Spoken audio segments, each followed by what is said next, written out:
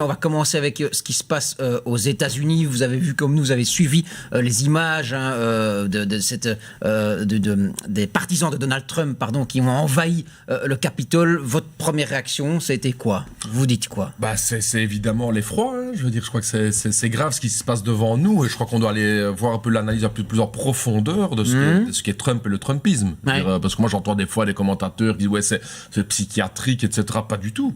C'est une vraie stratégie d'un mouvement international, le Trumpisme, Mouvement international, dites-vous. Oui, mais c'est clair. Je ne sais pas qu'aux États-Unis, qui se base réellement, je veux dire, dans une tendance, je veux dire, fascisante. Je veux dire, quand on parle toujours des populismes, mais qu'on arrête, qu'on analyse en détail ce qu'est le Trumpisme. C'est l'extrême droite, c'est ça. C'est l'extrême droite, c'est des tendances fascisantes qui se basent d'une part sur un nationalisme économique important. Je crois que c'est important comme formule. Deux, des cadeaux pour les riches énormes. Je veux quand même arrêter. Je rappelle quand même que la réforme fiscale de Trump a réalisé en fait une plus-value de 1000 milliards de dollars pour les 644 milliardaires américains. Donc c'est réellement un président pour les plus riches. Donc un nationalisme, un nationalisme économique, et voilà. un nationalisme pour les plus riches, et puis évidemment un racisme pour diviser, pour mieux régner la population. Donc de ce côté-là, je trouve quand même qu'il y a une inquiétude évidemment de voir que dans ces thémas de crise, comme on a dans les années 30 évidemment, on a évidemment une extrême droite et un fascisme qui augmente à travers le monde, et notamment aux États-Unis. Donc ça augure de quoi finalement pour l'Amérique de demain? Très difficile pour Joe Biden alors de réunifier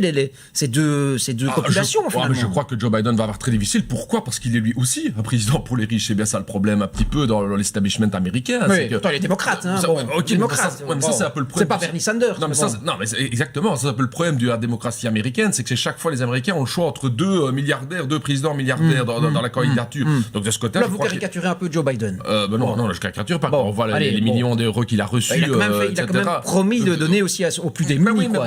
Vous savez, quels que soient les présidents américains, la première chose qu'ils font, c'est d'assurer l'exportation de l'économie américaine à travers le monde, l'arrogance vers les autres nations, parce que je pense un peu à toutes les nations du Sud aujourd'hui qui ont dû encaisser pendant des dizaines d'années les interventions des Américains, et qui aujourd'hui regardent les Américains qui font la leçon à la démocratie. Donc ça veut dire quoi en termes qu'est-ce que ça signifie finalement pour le monde, quoi? Moi je crois qu'il y a un enjeu important pour les forces populaires, les organisations syndicales, les organisations de gauche, etc., que nous devons aller mobiliser le peuple pour la défense de nos droits démocratiques. Et je crois que dans ces temps de Covid, dans ces temps de crise économique, on a une responsabilité importante, parce qu'en face de nous, il y a l'extrême droite qui est là avec son discours simple de racisme, de division, dont le but clairement c'est de protéger l'establishment économique. Et donc je crois que là on a une responsabilité importante.